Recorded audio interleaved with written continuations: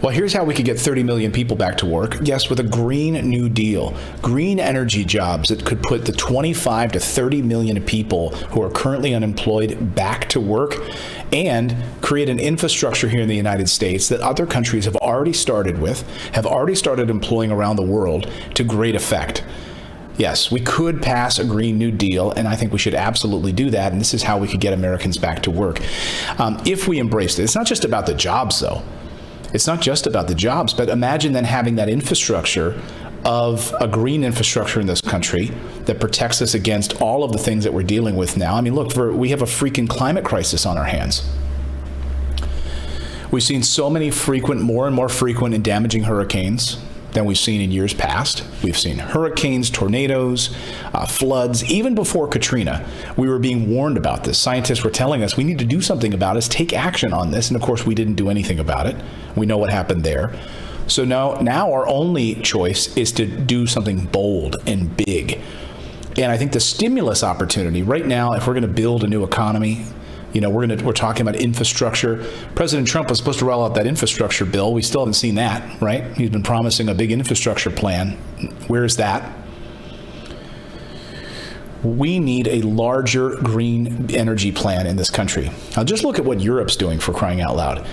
Where we are next to the world stage, clean energy spending as a share of the stimulus money that these other countries and these other continents have spent.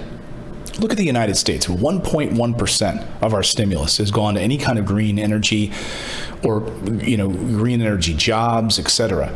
Look at the EU. 20%. It's skyrocketing. I mean, it's only continuing right now. Look at what France is about to do. Just today, France is targeting green investment. They're going to be spending over $100 billion, $118 billion targeting green energy in their stimulus plan. France right now, what are they spending it on? They're focused on industrial, construction, and transport. Yes, making clean energy transport in their country. How great would that be to cut down on fossil fuel emissions and actually put people to work? Imagine having the type of train infrastructure and electric energy in the country. Look what Paris has done. And the city of Paris has done something amazing with their water supply. Not only are they getting rid of chlorine and chlorinated water, they actually have now water stations all over the city. And guess what? It's actually profitable. So they're not spending money on it. People can go up to a vending machine and get a reusable bottle, aluminum bottle out of a vending machine. Yes, they're paying the city to get reusable water bottles, and they have water stations all over Paris. You can just walk, and they have an app that shows you where they are. So clean water, not running through lead pipes like in Flint, Michigan. No, clean water that they use. They don't use chlorine. They're using oxygen and UV light, which kills everything. Way more effective than chlorine. And they actually I saw the interview where they went to this factory where they show how they clean the water, and it's mind-blowing. By flooding it with oxygen and UV, it kills everything. Then it still has the minerals that you need, and it's fresh, and it's all over the city. They even have carbonated water stations.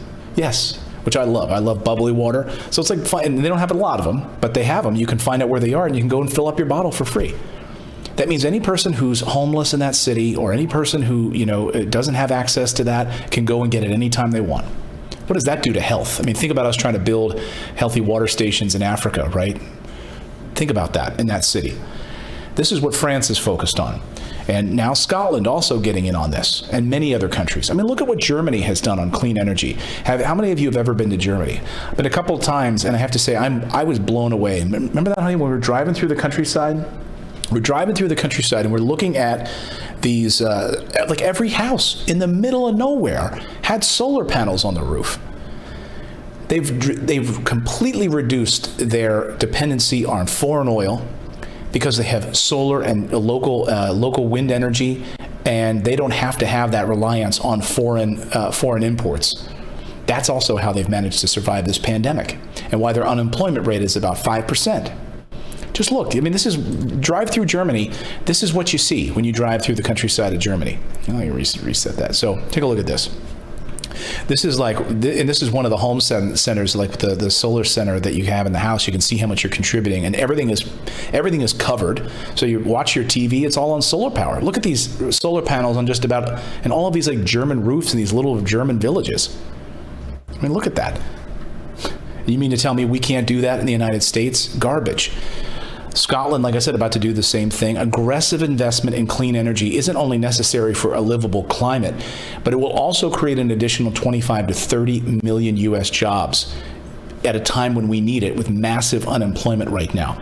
So we've been crying about manufacturing jobs in the United States for so long, and going to China and Mexico. Well, here you go. Here's a perfect opportunity, isn't it?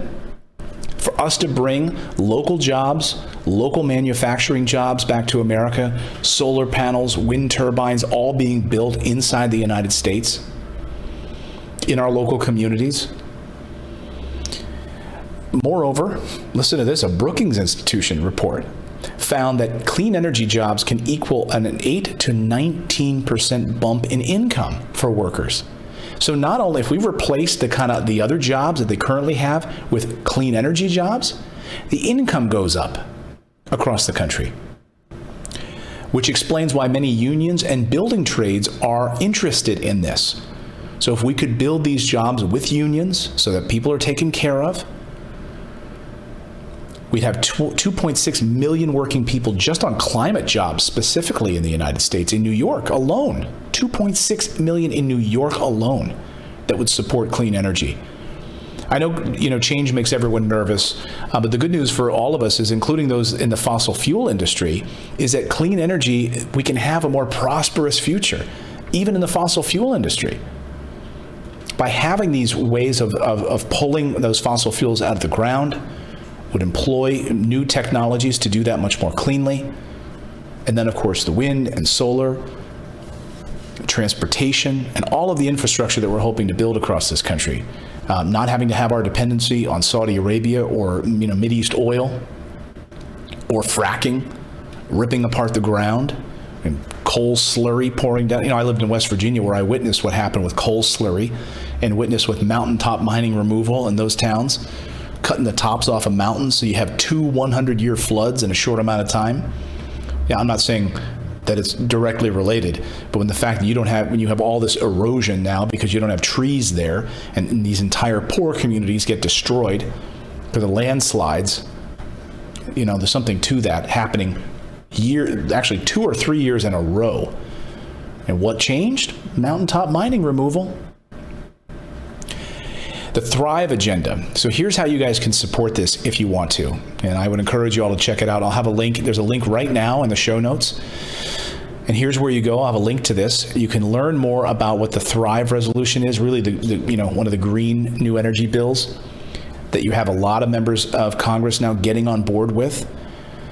They've pulled together a whole bunch of grassroots organizations on climate, economic, and racial justice to put this all together. Let me go through a few of the key points on this. Again, I'll have a link in the description below if you want to learn more about it.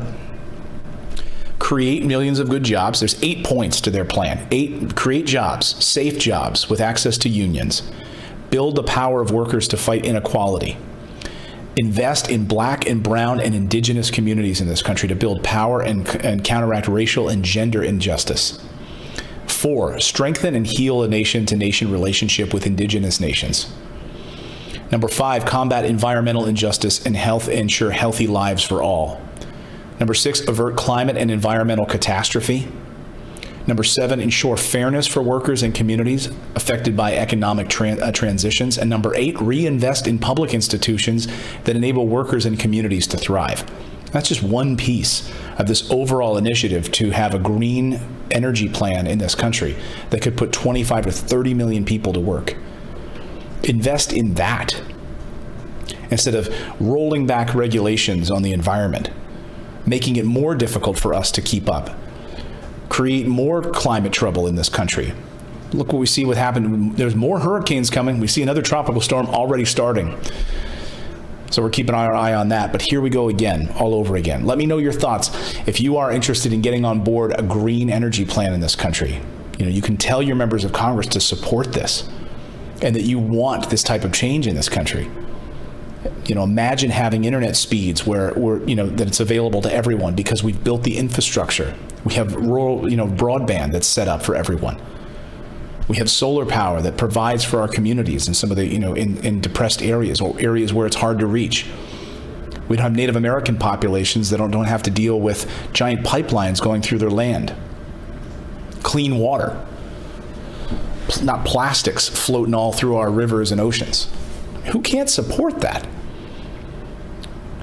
I mean, I think about some of our, early Republican presidents like Theodore Roosevelt, who was, when you think about conservatism, like that's what that means, doesn't it? To conserve. So it's not politics. We should all be on board with this. We should all be on board with this. Smash that like button if I brought you any value. Please subscribe to the channel. Thank you so much for joining us today. I really appreciate it. Don't forget to grab our daily morning newsletter at morninginvest.com is how you grab it. And we publish that every Monday through Friday, plus a Sunday newsletter for those people that refer other people. So check that out as well. So our thanks to all of you. Come on, man.